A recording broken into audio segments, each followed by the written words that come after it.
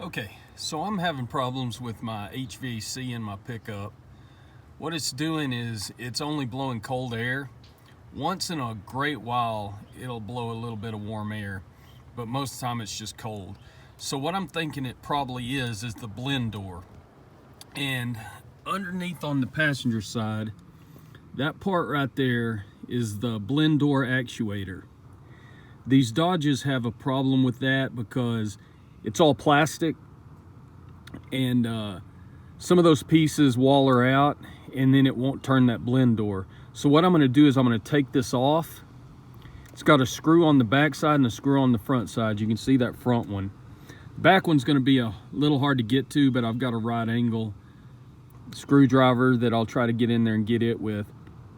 But I'm going to take that off and then make sure that actuator's getting power and is working.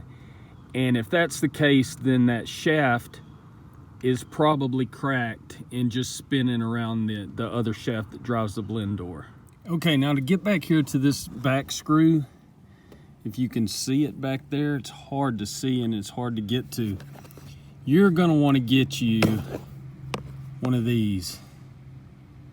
And this is a right angle screwdriver that I had, but this is going to make it so much easier for you to get back here to this screw. Trust me, get one, you'll thank me later. Okay, you can see I pulled my carpet back. I took the cover off of this, and that makes it a lot easier if you want to get that carpet back. And you kind of need to, because there's not much room back here to get up to that back screw. But once you've got that back screw out, you can see, I want to show you how long these are so you know what you're dealing with. They're not real long. And check the threads out. They come out pretty quick. But like I say, get you a look at that. That's what you want to get that out. And you're still going to spend a couple minutes getting it out, but it's a whole lot easier. So what we're going to do now that we've got it out is just wiggle this and pull it on down, and there we go. You can see it right here. And up there is our shaft right here.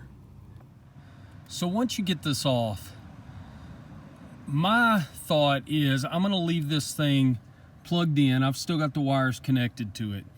I am going to turn my heater on, and I'm gonna turn the control knob and see if this shaft turns.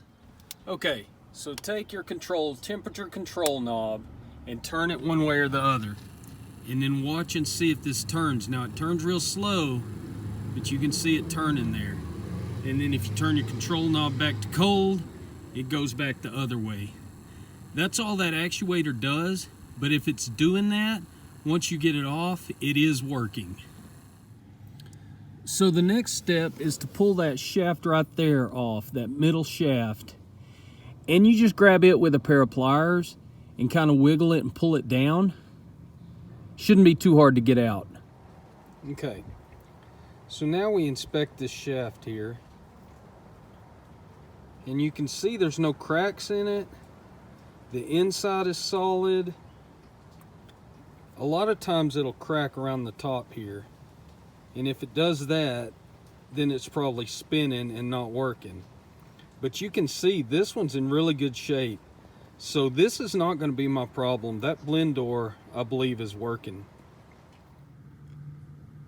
Okay, just put that front screw in, get it tight, and then come around to this back side and put that back screw in. The way I got it in was coming around the front and then going through this little crack right here. And then I got that screw up there in that hole, and it was about as easy to put in as it was to get out. So now that the blend door wasn't the problem, I moved on to something else. And the reason I didn't do this first is because I put a heater core in this truck a few years ago, and so I thought it was probably okay. I wasn't too worried about it. But I flushed my heater core out. And the way I did that was I removed these two hoses right here. Now, a lot of people do this different and remove them from the very back, but I would rather remove them right here. So I removed those hoses. All you got to do is squeeze those clamps together, pull them up, and pull that hose off.